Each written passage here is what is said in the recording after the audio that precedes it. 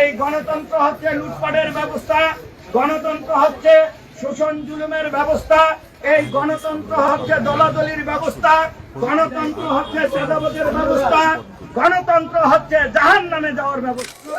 বলছে সার্বভৌমত্ব জনগণের, আইন বিধান সংসদ সদস্যগণের, শাসন কর্তৃত্ব সরকারের।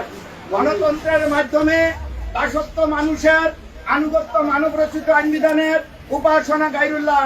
গণতন্ত্রের মাধ্যমে মানব রচিত ব্যবস্থার ভিত্তিতে নেতৃত্ব দানকারী নেতা বা সরকারের অনুসরণ অনুকরণ। আল্লাহ প্রদত্ত জীবন ব্যবস্থার ইসলামে সার্বভৌমত্ব একমাত্র আল্লাহর, আইন বিধান আল্লাহর, শাসন কর্তৃত্ব আল্লাহর।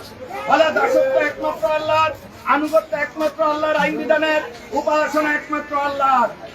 আমার পরিবারকে আমাকে জাহান্নাম থেকে বাঁচাতে হবে, সাধ্যমতো চেষ্টা করে যেতে হবে। প্রত্যেক বাপকে, প্রত্যেক মাকে বলছি, কু আনফুসাকুম আহলিকুম নারা, তোমরা নিজেদেরকে বাঁচাও, তোমার পরিবারকে জাহান্নামের আগুন থেকে বাঁচাও। কিয়ামত দিন তোমার সম্পর্কে জিজ্ঞাসিত হতে হবে এবং তোমার পরিবার সম্পর্কেও তোমাকে জিজ্ঞাসিত হতে হবে।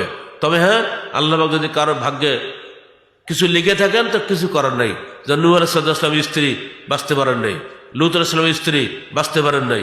আমাদের কোনো সন্তান যদি খারাপ হয়ে যায় কিছুই করার নাই।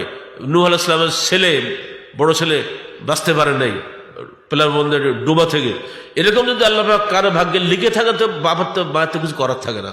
কিন্তু আমাদের সাধ্যমতো চেষ্টা করে যেতে হবে যেন আমার পরিবার জাহান্নামের আগুন থেকে বেঁচে যায়। রাজি আছেন তো? একজন ছেলেই একটা এলাকায়, একটা জেলায়, একটা দেশ কাঁপানোর জন্য যথেষ্ট। যখন আমরা শুরু করেছিলাম একা ছিলাম না, এই একাকে দমন করতে পুরা বট গাছ কিছু করতে পারেনি। মুসলমানদের শিরকি বিদআতে সবাই মুসলমান, তাহলে স্রেফ কোরআন হাদিস মেনে চলে তারাই। এই নামের মধ্যে একটা সংগ্রাম আছে। যারা আহলে হাদিস মধ্যে লুকোচুরি করে আজকাল শুরু করেছে সহিহ হাদিস, সহিহ আকীদা, মানে আহলে হাদিস বলার সাহস ওদের নাই। সহিটাই বলে কোনো মতে নিজেকে হালাল করার চেষ্টা করে, অসম্ভব।